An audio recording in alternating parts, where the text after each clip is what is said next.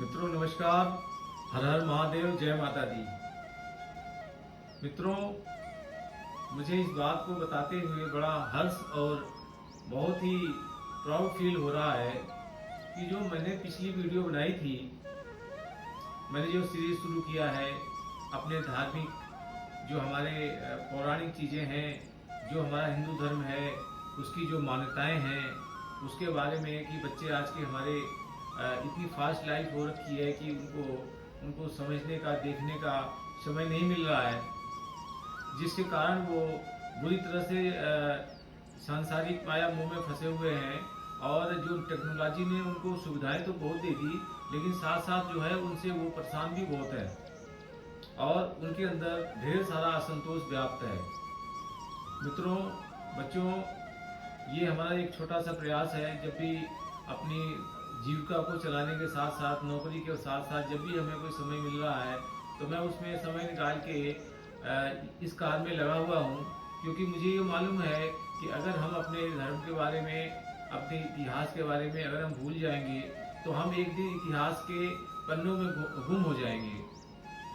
मुझे बड़ी खुशी है कि पिछला जो हमने वीडियो बनाया था जो भगवान राम के और रामायण के बारे में था, और जबकि मुझे इस बात का अपार हर्ष हो रहा है कि हमारे चाहने वाले, हमारा जो परिवार है, जो विजय दीक्षित का परिवार है जिसमें आप सभी लोग हो, और मैंने ये देखा कि 24 घंटे में से पहले ही 500 लोगों ने उस वीडियो को देख लिया और बहुत सारे भाइयों ने उसमें सब्सक्राइब भी किया था, जो मैंने पहली बार निवेदन किया था कि ताकि मुझे मोटिवेशन मिल सके।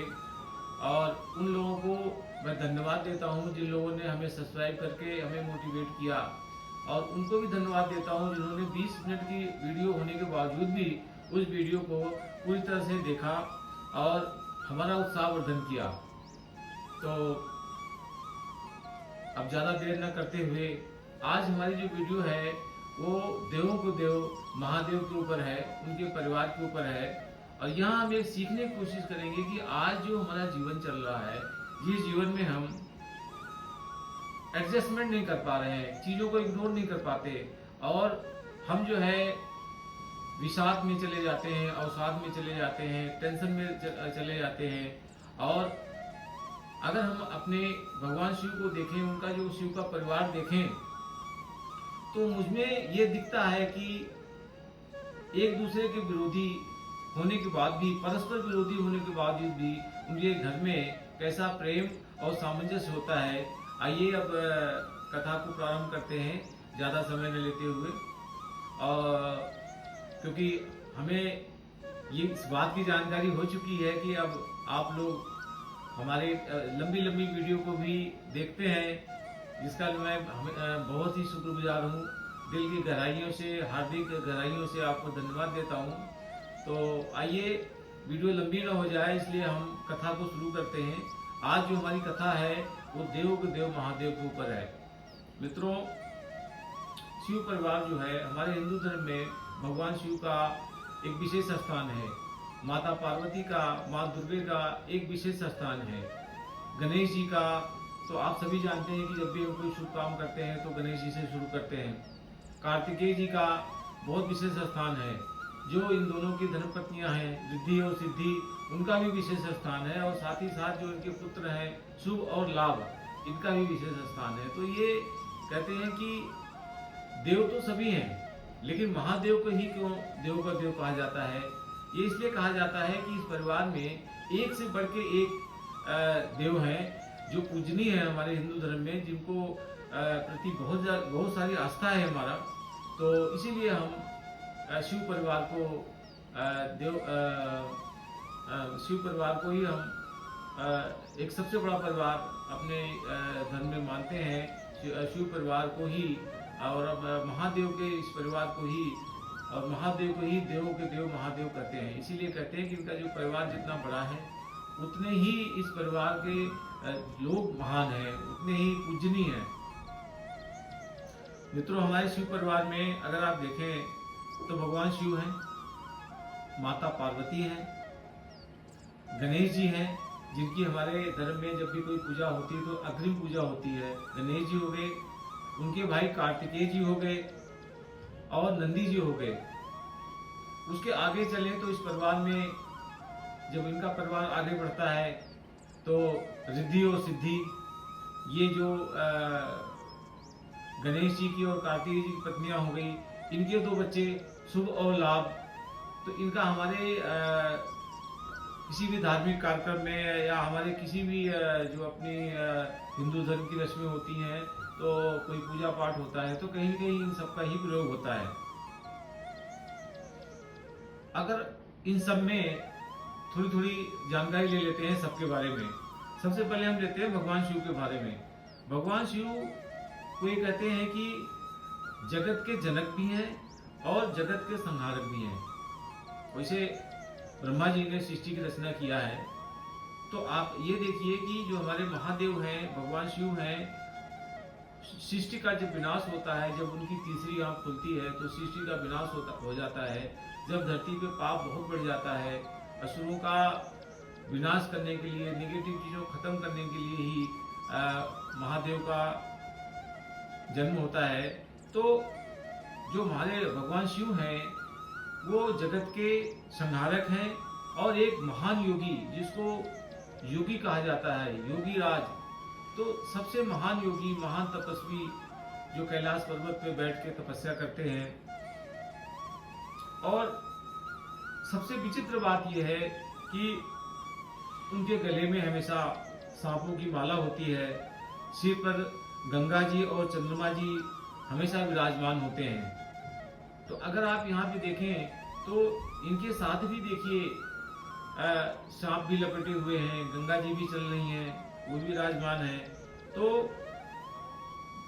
भूत प्रेत सब इनके फॉलोअर हैं, जो इनके जो है भक्त हैं। अब आते हैं माता पार्वती। माता पार्वती जो है, जिन्हें हम माँ दुर्गा भी कहते हैं, और जो कि सती का अवतार थी। और ये जो है, जब उनका पुनर्जन्म होता है, कहानी इस तरह से होती है कि माता के घर में कोई कार्यक्रम होता है और वहाँ पे कोई निमंत्रण नहीं आता। भगवान शिव के लिए कहते हैं क्या निमंत्रण देना है, हमेशा सांप लपेटे रहते हैं, श्मशान घाट में रहते हैं, भूत प्रेत इनके जो है भक्त हैं। तो उनको जो है माता पार्वती के पिताजी ने उन्हें कोई निमंत्रण नहीं दिया, वहाँ घर में कार्यक्रम था। तो महादेव ने कहा, माता जी को समझाया भी कि आप वहाँ मत जाइए, क्योंकि जहाँ बिना निमंत्रण के नहीं जाना चाहिए कहीं भी, वहाँ जाएंगे तो आपका अपमान ही होगा। माता नहीं मानी, चली गई। भाई उनका मायका था, घर था। जब वहाँ जाने के बाद कुछ इस तरह की बातें हुई, महादेव के बारे में उल्टी सीधी बातें हुई कि ऐसे रहते हैं वैसे रहते हैं। तो माता को सहन नहीं हुआ और वो अग्निकुंड में जल के अपनी प्राण दे दिया। उसके बाद जब उनका पुनर्जन्म होता है तो उनका जो है शक्ति और करुणा के रूप में होता है। माँ का जन्म जो होता है शक्ति के रूप में, माँ दुर्गे के रूप में उनका जन्म होता है अगली बार। तो शिव परिवार में माता पार्वती का दूसरा स्थान है। सबसे पहले महादेव जी हो गए। तीसरा स्थान आप लें तो गणेश जी हैं। गणेश जी जो इनके सुपुत्र हैं। गणेश जी को हमारे हिंदू धर्म में हमारी मान्यताओं के हिसाब से जब भी हम कोई पूजा पाठ करते हैं या कोई भी शुभ काम करते हैं, तो जो अग्रिम पूजा होती है वो अग्रिम पूजा जो है गणेश जी की होती है। बात लंबी हो जाएगी, इसलिए नहीं तो इनकी सबसे पहले पूजा क्यों होती है, अगर आप जानना चाहें तो इस कहानी को छोटे में बता देता हूँ मैं। ये क्यूरियोसिटी रहेगी कि भाई गणेश जी की अग्रिम पूजा क्यों होती है। एक बार कार्तिकेय जी में और गणेश जी में ये शर्त लग गई कि धरती का सबसे पहले चक्कर लगा के कौन आएगा। तो गणेश जी के जो सारथी थे वो चूहा, मूषक। तो दौड़ शुरू हुई। अब कहाँ चूहा, कहाँ उनका कार्तिकेय जी का इतना तीव्र चलने वाला सारथी। तो अब वो चक्कर लगाने लगी। अब गणेश जी को लगा कि भाई हमें तो जीत नहीं पाएंगे, भी चूहा कितना दौड़ेगा। तो उन्होंने अपने माता पिता के चक्कर लगाने शुरू कर दिए, माँ पार्वती के और महादेव के चक्कर लगाना शुरू कर दिया। और कार्तिकेय जी अपना पूरी धरती नाप रहे हैं। तो बाद में ये डिसाइड हुआ कि देखो माता और पिता का स्थान जो है सबसे ऊंचा रखा गया है इस दुनिया में। धरती से भी बड़ी माँ है, तो आकाश से भी ऊंचा पिता है। तो फिर ये घोषणा हुई कि भाई गणेश जी जीत गए। और जब गणेश जी जीत गए तो फिर उसमें ये डिसाइड हुआ कि अब जब भी कोई पूजा पाठ होगा, धर्म का कोई शुभ काम होगा, तो उसमें गणेश जी की पूजा सबसे पहले होगी। ये छोटी गाथा है गणेश जी के बारे में। वैसे हमारे गणेश जी को बुद्धि और विवेक के देवता कहा जाता है, बुद्धिमान और विवेक के देवता हैं। और साथ ही साथ गणेश जी हमारे धन और ऐश्वर्य के देवता भी हैं। अच्छा, गणेश जी का जो मुंह है वो जो है हाथी का है, उसकी एक कहानी है, फिर कभी उसके बारे में सुनाएंगे। तो क्योंकि वीडियो बहुत लंबी हो जाएगी तो फिर बात जमेगी नहीं। अभी जो आज का हमारा आशय है, आज हमारी इस वीडियो के माध्यम से, इस शिव परिवार के माध्यम से आज हम ये समझाना चाहेंगे कि जो हमारा जैन जी है, जो आज हमारे कहते हैं ना, जो नौजवान हैं, बच्चे हैं, वो जो आजकल भटकते जा रहे हैं, असंतोष में व्याप्त हो रहे हैं और आपस में खींचे खींचे रहते हैं। परिवार में भी आप देखें, फैमिली में एक फैमिली होती है, उसमें भी तरह तरह की विचारधाराएं होती हैं, तरह तरह के लोग होते हैं, कोई कुछ सोचता है, कोई कुछ सोचता है। उसके बावजूद भी अगर हमारे अंदर संस्कार हो, अगर संस्कार और प्रेम है, तो हम इसको निकाल ले जाएंगे, परिवार में एकता बनी रहेगी। तो मित्रों, अगले जो हैं, जो अगले इसमें हमारे गण हैं, वो कार्तिकेय जी हैं। कार्तिकेय जी जो गणेश जी के छोटे भाई हैं और ये देवताओं की सेना के स्वामी हैं और वीरता के प्रतीक हैं। तो कार्तिकेय जी के चौथे हो गए। पांचवा जो आते हैं हमारे नंदी जी हैं। नंदी जी हमारे शिव जी के प्रियवाहन हैं और उनके परम भक्त हैं। उसके आगे चलेंगे, परिवार और बड़ा है। अब जब गणेश जी और कार्तिकेय जी की जो दो पत्नियां हैं, रिद्धि और सिद्धि, उनका भी बहुत महत्व है हमारे यहाँ। उसके बाद उनके जो पुत्र हैं, शुभ और लाभ, उनके बारे में तो कहने की जरूरत नहीं है, हम सभी को मालूम है कि उनका क्या स्थान है हमारे हिंदू धर्म में।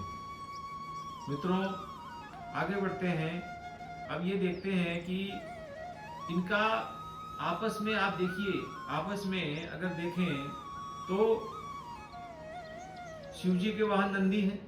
नंदी आप बैल को कहते हैं हमारे यहाँ, और इसे नंदी कहते हैं। तो बैल हैं और पार्वती जी के वाहन शेर हैं। देखिए कितना विरोधाभास है। माँ पार्वती के जो वाहन हैं वो शेर हैं और बाबा महादेव के जो अपने वाहन हैं वो नंदी जी हैं, बैल जी हैं। दोनों एक दूसरे के विरोधी हैं। बैल को देख के हमेशा शेर खा जाएगा, लेकिन आप यहाँ पे देखिए कि यहाँ पे आपस में प्रेम है, सामंजस्य है, कोई लड़ाई वाली बात नहीं है। आगे चलिए। गणेश जी का जो वाहन है वो मूषक है। अब गणेश जी का वाहन है मूषक, मूषक मतलब चूहा। और कार्तिकेय जी का जो वाहन है वो मयूर है, मोर है। आप यहाँ देखिए कि जो मयूर होता है, जो मोर होता है, वो चूहे को खा जाता है। यहाँ भी बहुत बड़ा विरोधाभास है, एक दूसरे के विपरीत लोग बैठे हुए हैं घर में। और देखिए आगे बढ़िए। सांप जो है शिव जी के गले का हार है और मयूर कार्तिकेय का वाहन है। कार्तिकेय का जो वाहन है वो मयूर हो गया और शिव जी के गले में जो पड़ा हुआ है सांप है। मयूर सांप को खाता है। यहाँ भी कोई लड़ाई नहीं है, एक दूसरे के स्वाभाविक शत्रु हैं सब। अगर इनको देखिए तो इन्हें बाहर जाने की जरूरत नहीं है, एक दूसरे का भोजन वही घर में पड़ा हुआ है। चूहा और सांप भी विरोधी है। जो गले में भगवान के सांप पड़ा हुआ है और जो गणेश जी का जो वाहन है चूहा है, वो भी आपस में विरोधी है। चूहे को सांप खा जाता है। लेकिन इसके बावजूद भी आप यहाँ देखिए, बहुत बड़ी सीख है इस शिव परिवार से अगर आप ले सकें तो। इस कहानी को आज छोटे में सुना रहा हूँ क्योंकि पिछली कहानी बहुत लंबी हो गई थी। अब आप देखिए कि संदेश क्या है, क्या सीख सकते हैं भगवान शिव के इस परिवार से हम क्या सीख सकते हैं। अब आप ये देखिए कि इन सबका एक साथ रहना ये सिखाता है कि हमारे आपस में वैचारिक मतभेद हैं। वैचारिक और स्वाभाविक मतभेद होने पर भी प्रेम और संस्कार से परिवार में एकता बनाई जा सकती है। गठबंधन होता है, कोई बीजेपी का है, कोई कांग्रेस का है, कोई सपा का है, कोई बसपा का है, तो आपस में इसे कहते हैं वैचारिक मतभेद। वैचारिक मतभेद हो सकता है, लेकिन अगर आपके अंदर संस्कार है, आपस में प्रेम है, तो आप इस चीज से निकल जाएंगे। आपस में कोई लड़ाई नहीं होगी, कोई मन में खटास नहीं आएगा, परिवार में सुख शांति बनी रहेगी। तो मित्रों, बच्चों, आज के टाइम में जो लोगों को एंजाइटी हो रही है, लोग टेंशन में जा रहे हैं, बहुत सारी प्रॉब्लम है, टेंशन में रहते हैं। आपको टेंशन आपके जॉब की हो सकती है, वहाँ बॉस ने कुछ कह दिया आपस में, वहाँ पे दुनिया भर के आपके स्टाफ पे आपस में होते हैं, आपके सहयोगी होते हैं। तो आप ये देखिए कि शिव परिवार से सीखिए कि शिव परिवार में कितने विरोधाभासी लोग हैं। एक ही परिवार में रह रहे हैं, बैल भी उसी में रह रहा, शेर भी वही है। बैल भगवान शिव का जो वाहन है, बैल वही है, और वही माता पार्वती का जो वाहन है, शेर भी वही है। लेकिन यहाँ पे इनमें आपस में प्रेम है, क्योंकि इनके अंदर संस्कार है। कभी भी शेर बैल को टच नहीं करने जा रहा है। भगवान शिव के गले में सांप जो पड़ा हुआ है, उधर अपना गणेश जी का जो वाहन चूहा है। हमेशा सांप चूहे को खा जाता है, लेकिन यहाँ भी कोई टेंशन वाली बात नहीं है, यहाँ पे सब कुछ ठीक चल रहा है। तो आप इस तरह देखिए कि इस शिव परिवार से, ये मैं इसलिए इस पर शिव परिवार को लाया क्योंकि अभी हमारा जो एपिसोड रामायण का चल रहा है, उसमें बहुत कुछ बताने के लिए बाकी है आप लोगों को। रामायण से क्या सीख सकते हैं, क्या कर सकते हैं, लेकिन ये हमने आज जो अपना नया अपना आपको कथा सुनाई शिव परिवार की, तो इस शिव परिवार में से आप बहुत कुछ सीख सकते हो। अगर परिवार हुआ, आपके ऑफिस में हुए, कहीं पे भी है, अगर आपके लोग विरोधाभासी हैं तो आप डरिए मत उनसे। उनके विचार अलग हैं, वो गलत नहीं है, उनका विचार अलग है। उनका विचार आपके विचार से मेल नहीं खाता, तो आपको लड़ने की जरूरत नहीं है, आपको शत्रुता नहीं पालनी है। आप अपने संस्कार को रखिए। अगर आपके दिल में प्रेम है, सेवा की भावना है और संस्कार है, तो आपको कोई दिक्कत नहीं आने वाली है।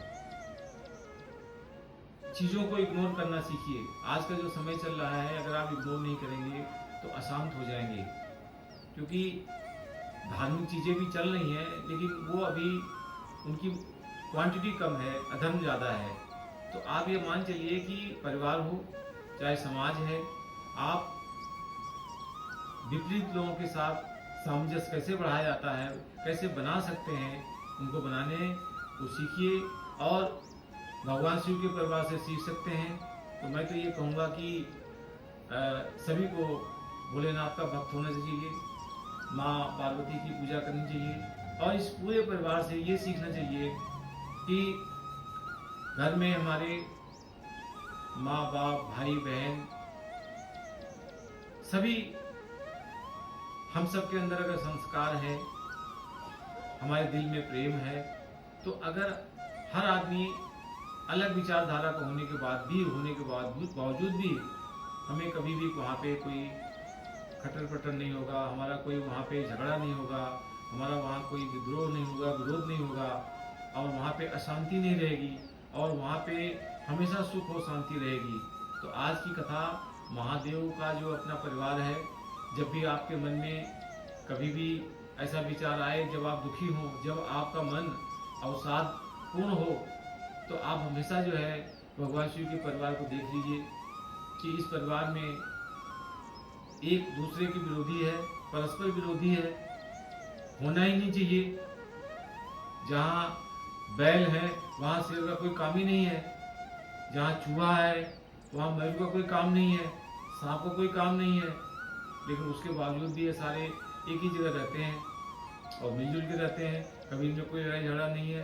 तो हम सब ने भी इस कथा से, शिव परिवार की कथा से हमें ये प्रेरणा लेते हुए कि आपस में परिवार में अगर हमारे कोई विरोधाभास भी है, कोई वैचारिक मतभेद भी है, उसके बावजूद भी चीज़ों को इग्नोर करना सीखें और अपने अंदर अच्छे संस्कार लाएं।